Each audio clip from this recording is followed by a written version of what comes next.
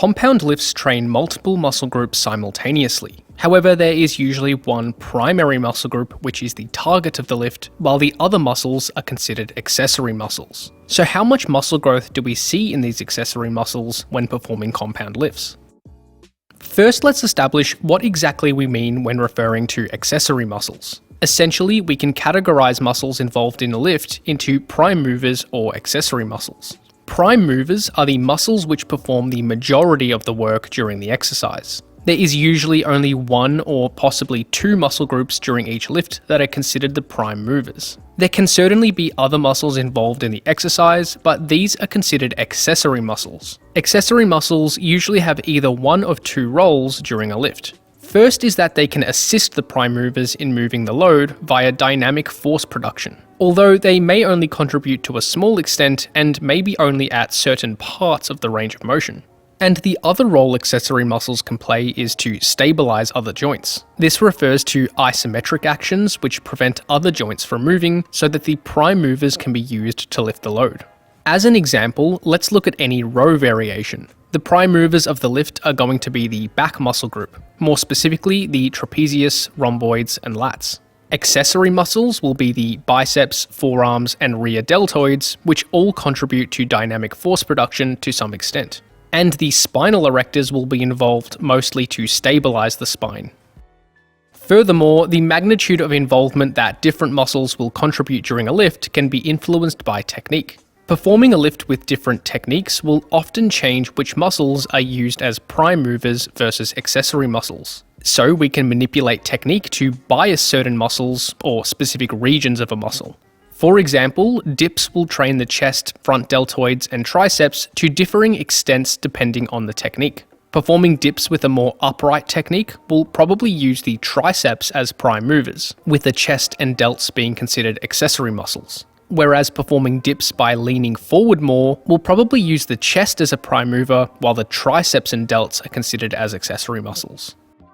So it is pretty clear that the prime movers of an exercise will be trained well, since they are the target muscle of the exercise. The prime movers should be the ones which limit performance of each set. This allows them to be maximally stressed so that they receive the best hypertrophic stimulus possible.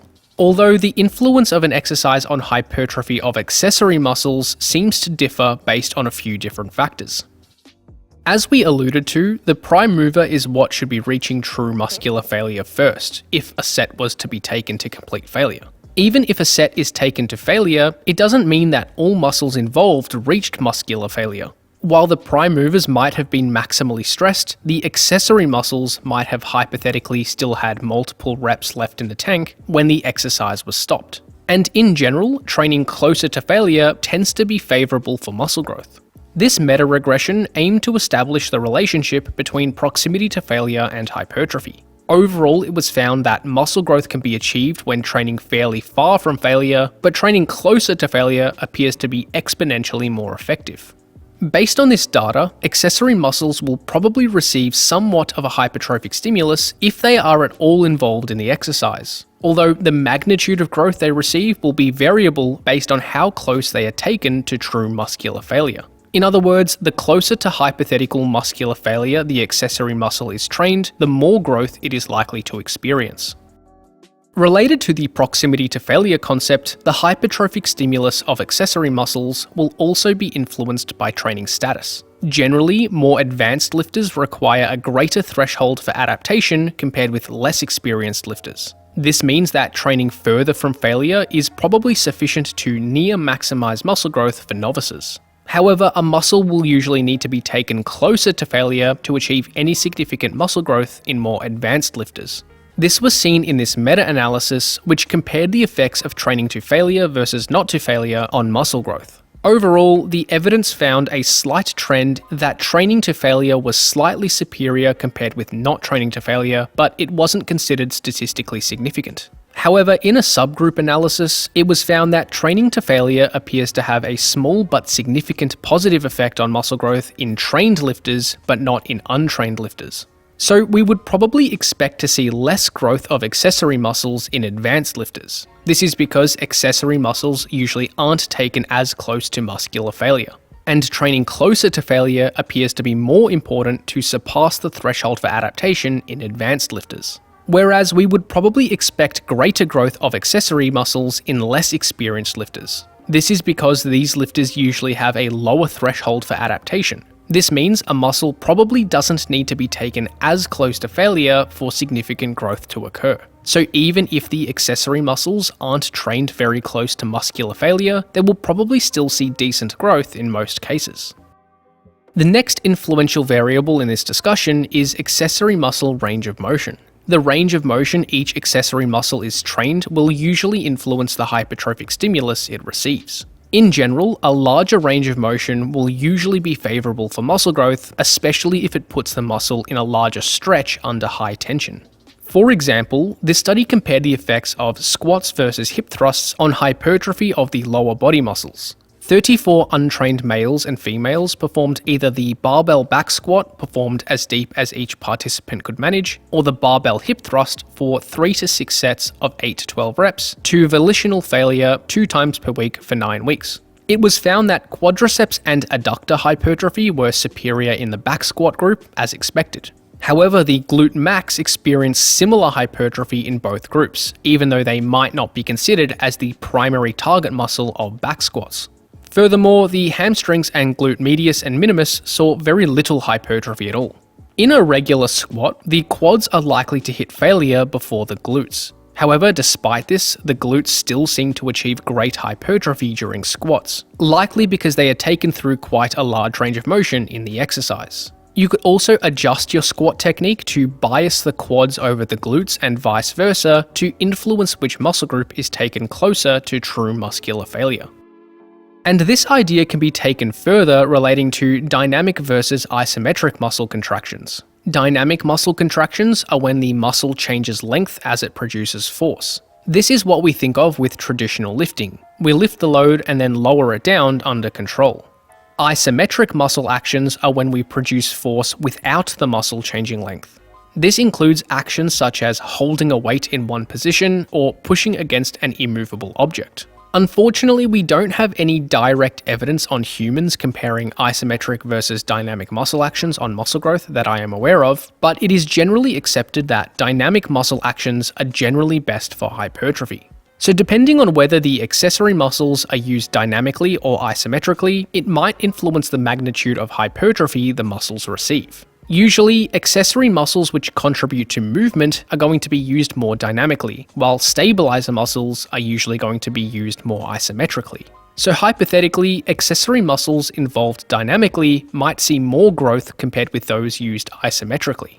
For example, the spinal erectors are involved in most rowing exercises isometrically, whereas the biceps are involved dynamically. While both are accessory muscles, we might expect greater hypertrophy in the biceps compared with the spinal erectors. Much of this is influenced by the anatomy of each muscle, more specifically, where the muscle originates, inserts, and what movements it produces. If the accessory muscle is well suited to contribute to joint movement during the exercise, it will be more involved, and will usually achieve a decent hypertrophy stimulus. If not, then you wouldn't expect any significant growth. A specific anatomical consideration for this topic are biarticular muscles. These are muscles which act to move 2 or more joints. Essentially, biarticular muscles aren't going to be fully utilized if a movement involves 2 opposing actions on the joint it acts upon. To demonstrate this idea, let's use an example. Let's take the hamstrings for example. All hamstrings muscles, apart from the short head of the biceps femoris, originate on the pelvis and insert on either the tibia or fibula, which are the bones of the lower leg. This means they have 2 primary actions. One is to flex the knee, as we would see during a leg curl, and second is to extend the hip, as we would see during a Romanian deadlift. So either of these movements alone will usually have high involvement of the hamstrings. However, if the exercise involves different actions at the knee and hip joints, the hamstrings probably won't be trained significantly. For example, a squat involves both hip extension and knee extension. This means the hamstrings will be shortened at the hips, but lengthened at the knee, so the hamstrings don't really end up changing length during the lift, and probably won't be trained all that well. This was seen in this study, which compared the effects of squat training with different ranges of motion. 17 untrained men performed either deep squats to around 140 degrees knee flexion or shallow squats to around 90 degrees knee flexion. Both groups performed 3 sets of 8 reps, with progressively increasing loads adjusted based on each lifter's individual performance, 2 times per week for 10 weeks. It was found that the quads, glute max, and adductors all saw growth in both groups, with the deep squats resulting in superior growth. However, the hamstrings saw hardly any growth in both groups, likely due to the biarticular nature of the muscle group. This relates back to the magnitude of growth accessory muscles receive. If the muscle is biarticular, it might be the case that it isn't all that well trained if the exercise involves opposing actions at each joint. This seems to be the case for the hamstrings during squats, as we have just discussed. Furthermore, here are some other common cases of this same phenomenon. The biceps during horizontal rows and vertical pulls, the long head of the triceps during pressing exercises, the hamstrings during squat patterns, the rectus femoris during squat patterns, and the gastrocnemius during squat patterns. Furthermore, there are a few different variables we can manipulate which seem to influence how much muscle growth accessory muscles achieve. Let's now cover each. The first is lifting technique. We can increase or decrease the involvement of accessory muscles to a small extent based on the technique used. For example, this study compared the effects of bench press grip width on muscle activation of the pressing muscles. 28 subjects with various degrees of lifting experience performed a 6 RM bench press with a wide, medium, and narrow grip. It was found that triceps activity was slightly greater with the medium and narrow grips, shown in the orange and blue respectively, and was slightly lower with the wide grip, shown in the blue. While these differences are unlikely to be major, our lifting technique may have a small impact on the involvement of accessory muscles in a lift, and this would hypothetically result in slightly more or less growth of the relevant muscles. Another training strategy that can influence the magnitude of growth accessory lifts achieve is pre-fatigue. Pre-fatigue is the concept of using an isolation exercise to fatigue a muscle group, which is then used in a subsequent compound lift. Generally, when a muscle is pre-fatigued, it becomes the limiter much earlier in a set than it usually would. So the other accessory muscles might not experience as much of a stimulus because the fatigued muscle reaches failure earlier.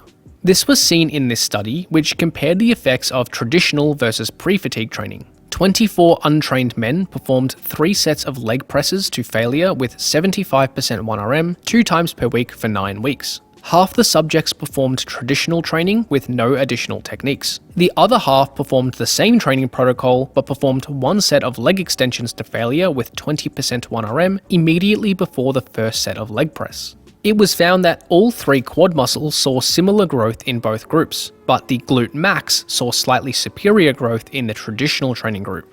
This may be a result of the target muscle, being the quadriceps in this case, being fatigued by the leg extensions, meaning they reached failure earlier in the set.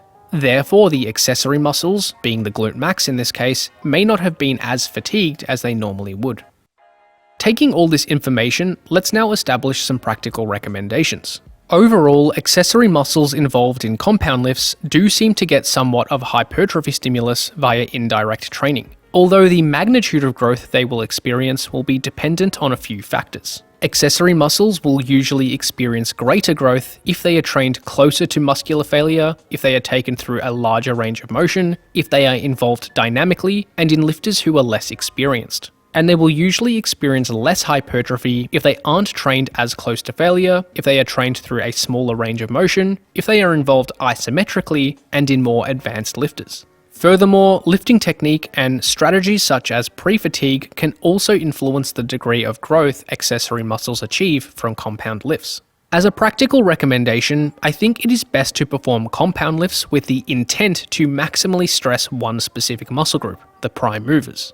The accessory muscles will get some indirect training, but it won't be maximal in most cases. Although this isn't too much of a concern because you are then able to use other exercises to ensure those muscles are maximally trained later in the workout or later in the week. This is recommended because if we focus on trying to get more stimulus for accessory muscles during compound lifts, we might end up sacrificing the stimulus for the target muscle group.